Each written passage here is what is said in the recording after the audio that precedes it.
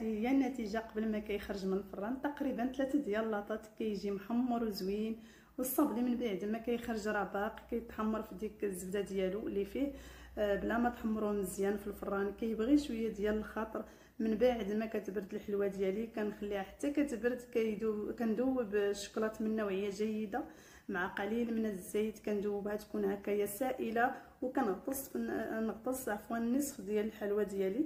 وملي كنغطس كنسوسها باش هكايا ما تهجش ليا بزاف ديال الشوكولاط وتغطي ليا على ديك الزواقه اللي درنا.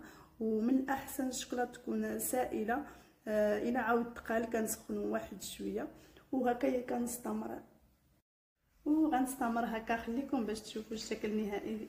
وهذا هو الشكل النهائي ديال هاد الحلوه هذه. كتجي هشيشه لذيذه بزاف، كتذوب في اليد قبل من الفم، كتجي واحد المذاق اللي رائع. كننصحكم تجربوها لان فعلا تستحق التجربه، وانا متاكده غينال الاعجاب ديالكم. كنتمنى الى عجبكم هاد الفيديو هادي ديروا اعجاب للصفحه فضلا وليس امرا، وبالصحه والراحه ومع السلامه.